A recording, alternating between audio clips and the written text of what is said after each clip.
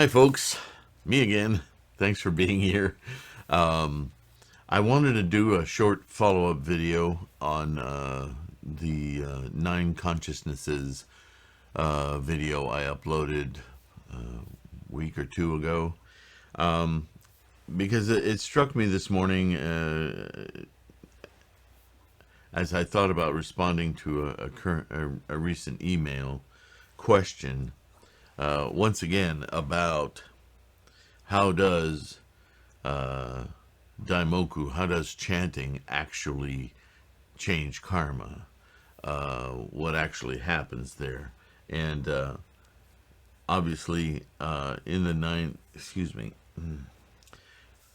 nine consciousnesses video, I go through that as kind of a condensed version, because the question really goes back to that playlist, that whole series of videos I did on the 3,000 realms, the origins of life.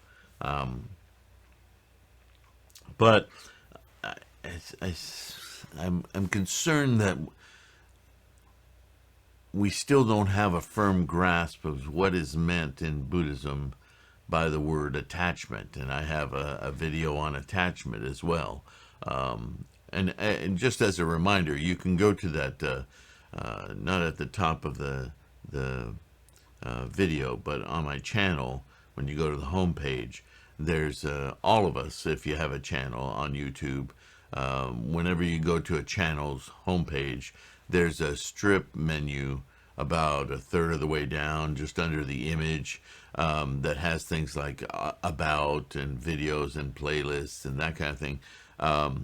And depending on your computer and the size of your image on the computer, off to the right, your right, there'll be a little magnifying glass, a search icon. You might have to scroll to get to it, but you can use that search to search the page, or sort of the website, if you will. But that page, you can put a term in there like nine consciousnesses or attachments, and it'll pull up a search from the videos of any videos that have that subject matter. So if you're wanting to learn more about karma, what does karma mean, you can put that in the search field, and all the videos that have either karma in the title or in the description, they'll show up. And so that can be a helpful research tool for you. So use that. Now, all I wanted to say in this video that occurred to me during the night was the nature of attachment that we generally think of when we talk Buddhism or whatever in secular life. We think of attachment as a conscious choice, right? Some of you are probably saying, duh, right? And that's the way we think about attachment. So when we're told, we have attachment to things, we think, yeah, I need to change my mind. But actually, this is very critical to understand to really get the nature of what we're doing when we invoke Buddha, when we Namu Myoho Renge Kyo. What are we doing when we chant? What is happening under the hood? Because certainly when we chant to Mandala Gohonzon, we have all of these focused distractions, if you will. That seems like an oxymoron, but in the scope of how we practice, I hope you understand that the mandala, the sounding out, the repetition, the thinking about the pronunciation, the vibratory breathing, every aspect of chanting with a focal point is all to take our samsaric conditioning of human and distract the monkeys, give the monkeys something to do, look over here, and the monkeys looking, and then while they're looking, you're invoking, and you're vibrating, and you're breathing, and you're looking, and you're hearing Myoho Renge Kyo. That's the mechanism of all this that Nichiren provided for us to simply awaken our Buddha nature. And so these are all tools. When we invoke Buddha, while the rest of our human attached mind is busy trying to understand what we're doing, then it lessons getting in our way of our consciousness, our Amala consciousness, the Buddha consciousness, right? So,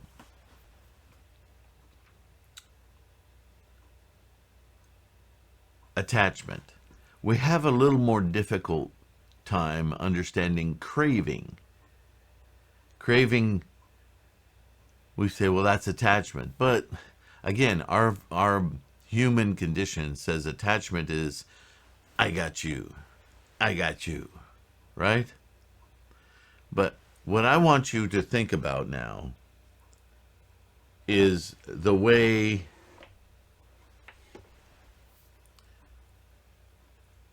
if you spill acid on your skin, why does it burn? Highly, because the molecules, the atoms of that acid are unbalanced. Like an acid is, I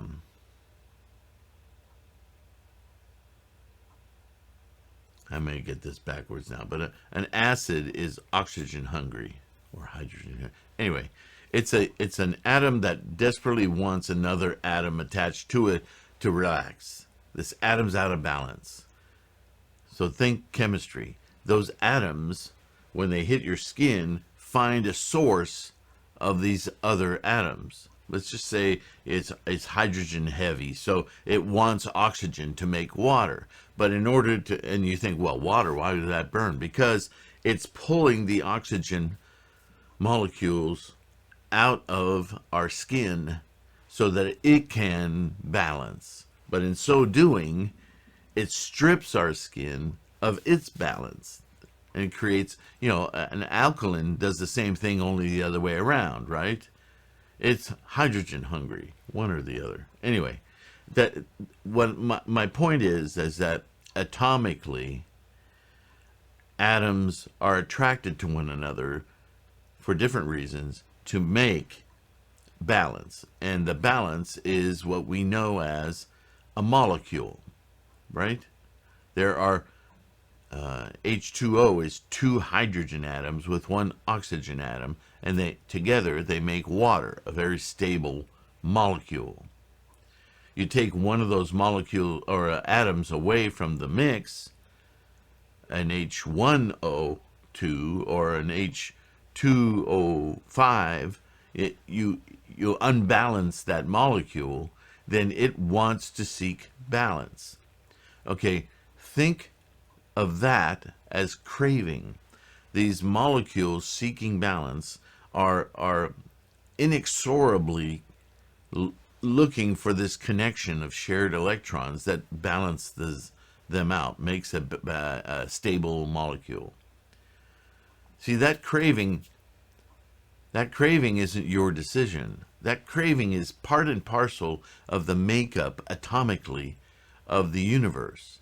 And it has to do with the bonds of those molecules. Now, I don't want to get too deep into chemistry here, but valent bonds, covalent bonds, all of this. There's an energy that bonds these electrons, protons, neutrons into atoms and then into molecules. That energy, that that action of combination, which precipitates all of life, if you go to the nth degree, all the way to quantum, where things are, you could say, impose our humanity on it, are attracted to one another, but it's not an attraction that's conscious. It's an attraction that's built into that combinatory energy of things. Now, when a water molecule becomes stable, you could say that it's attached.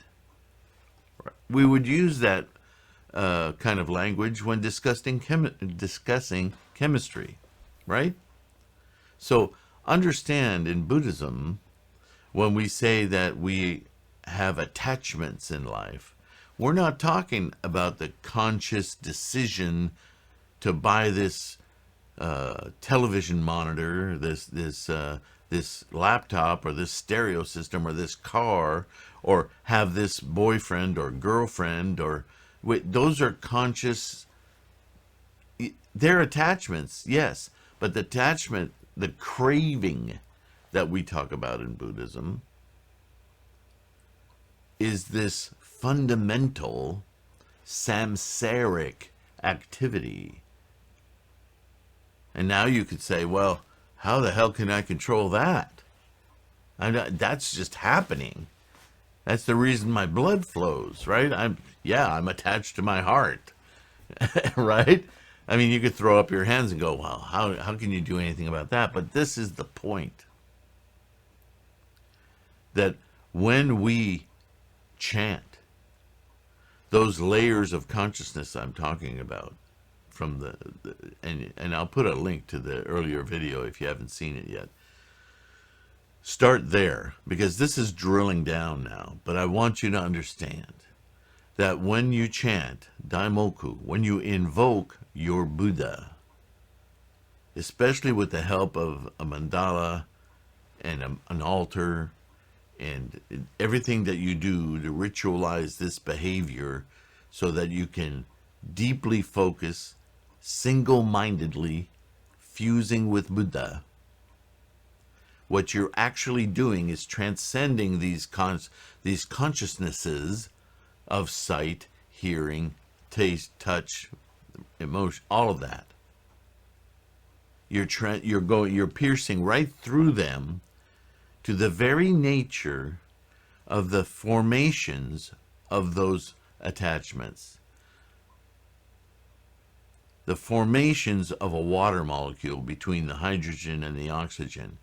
That's what you're touching. Well beyond what your human conscious thinking mind is really just responding to. So we talk about addictions. I'm flying back and forth here, but when we talk about addictions, we talk about behaviors that we just are emotionally attached to. But that's not what we're talking about here in Buddhism.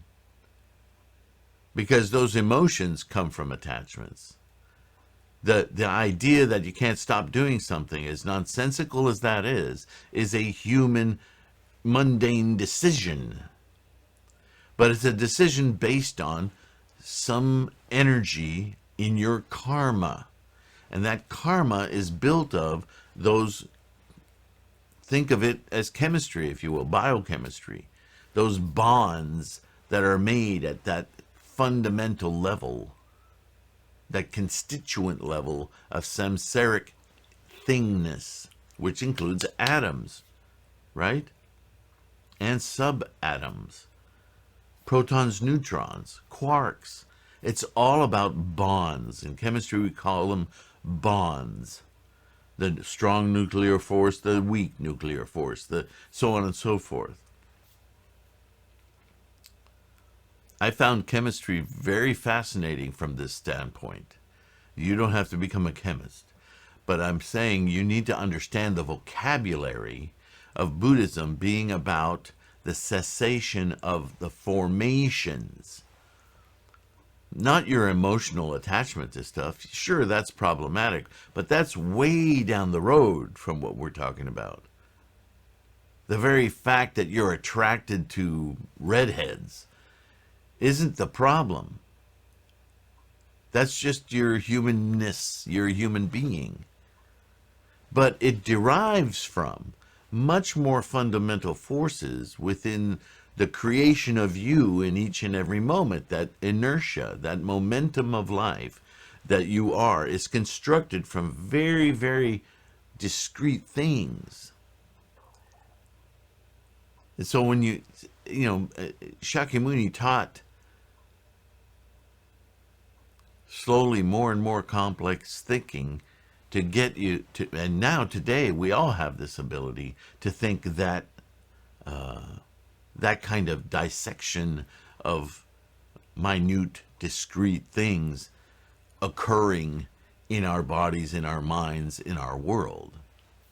Whereas, 1,000 years ago, that concept was really, really foreign, right? We now live in the latter day, and the latter day of the law is simply an evolution of humanity that has come to understand the physical universe at such a level that when we talk about Buddhism, we can super drill down to what it is that Shakyamuni discovered.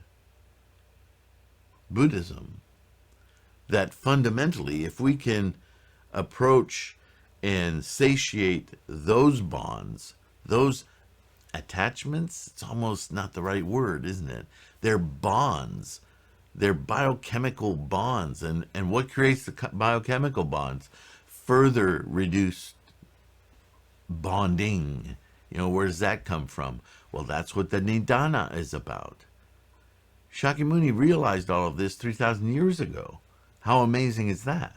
But that's the gift of the Buddha eye, if you will.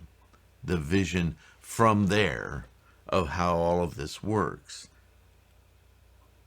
Detached. Follow? Try to wrap your head around that. Trying to think of, more importantly, it may be very simple for you to go, wow, I get that, however you do. But keep that in mind when you're reading and studying and listening about the Buddhism that we practice, and apply that to the verbiage that's used. Again, language is a barrier, right? So if we read that language with the words like formations, and we think at an atomic level, ceasing formations, craving, attachments, obstacles,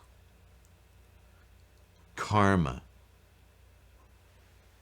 energy at an atomic level is what you and I express through this very complicated vessel that supports our consciousnesses.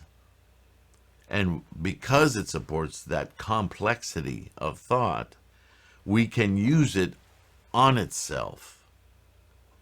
And that is what we do when we chant to Gohonzon, which is an energetic aspect of our fundamental forces.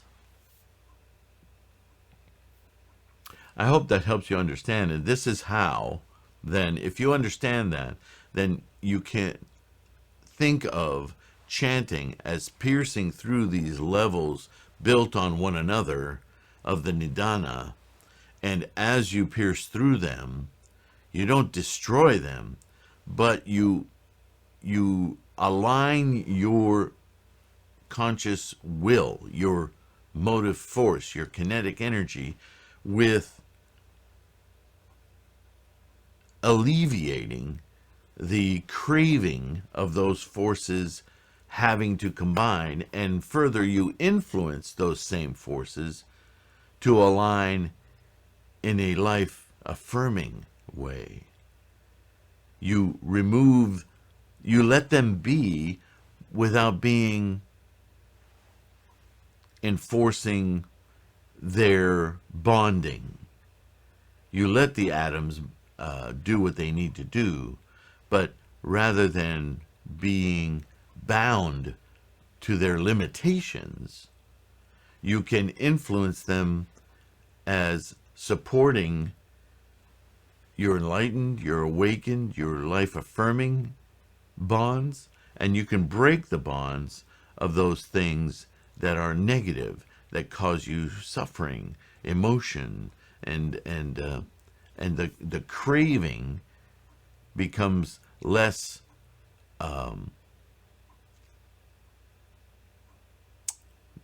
manifesting and more observational.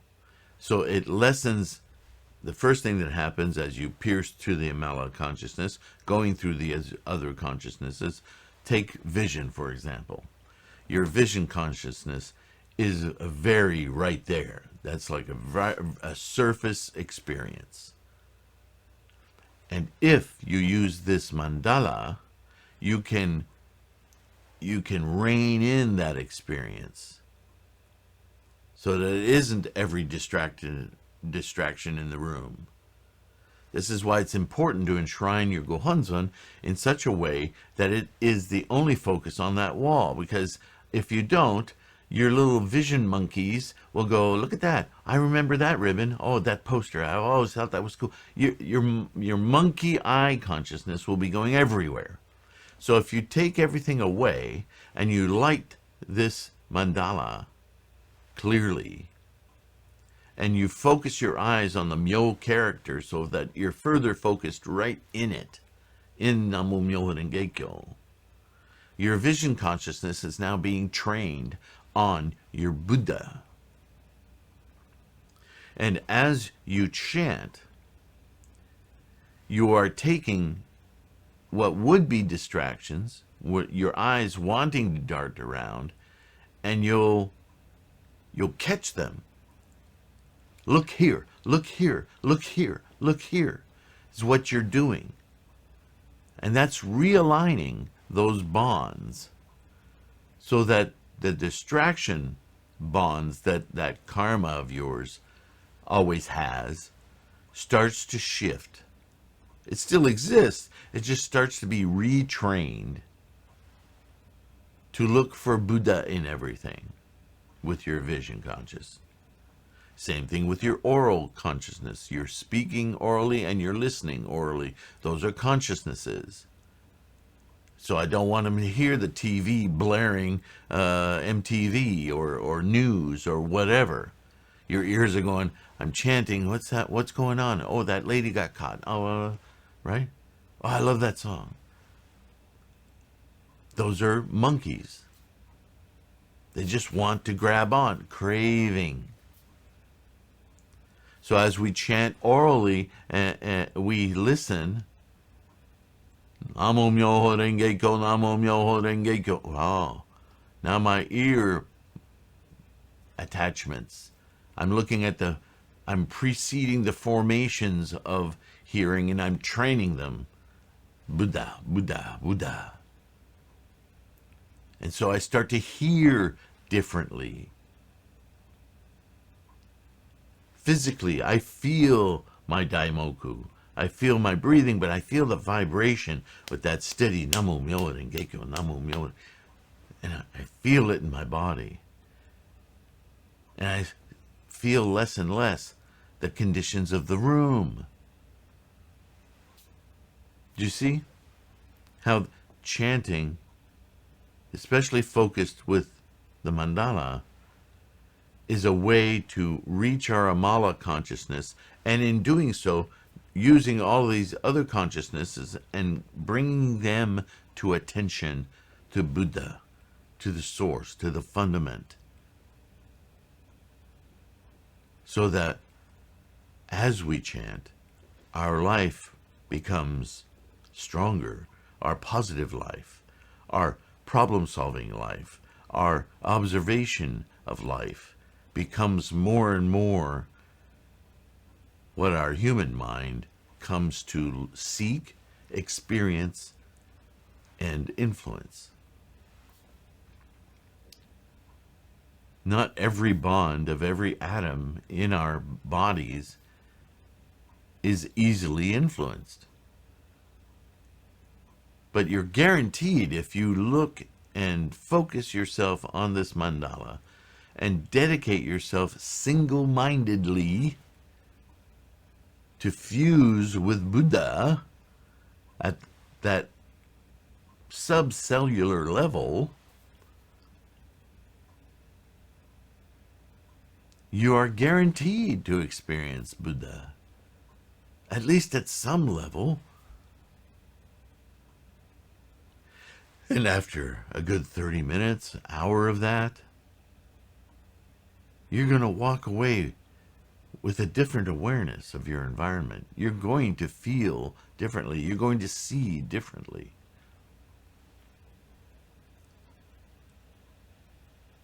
The nature of how you interact with your life, your environment, which is your life, is going to be shifted. You're slowly training every single cell, atom, molecule, energy in your momentum, in your kinetic life.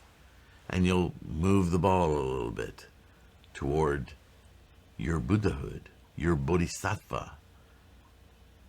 Buddhahood is in the mind. Bodhisattva is your human manifestation acting in concert with raising this Buddha mind. All right, yet another way of conveying this practice. I hope that helps. Again, this was meant to be a short add-on video. I don't think I explored that concept enough in the last one, and you know, I explored ad nauseum in the playlist of the 3,000 Realms, the origins of life. But again, it's hard with words to describe what this practice is meant to achieve, how it works, right? I hope that helps. I'll leave a link. If not, if I can't figure out how to put a card up here so where you can see it, certainly in the description I'll have a link to that 9 consciousnesses, and I guess I should also put a link to the playlist for the 3,000 Realms in there.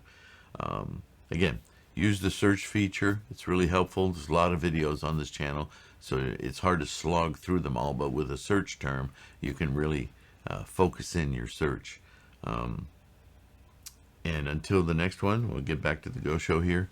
I just wanted to say hi, proud of your practice, and very thankful for your participation. Namum Myoho Renge Kyo. Have a great one.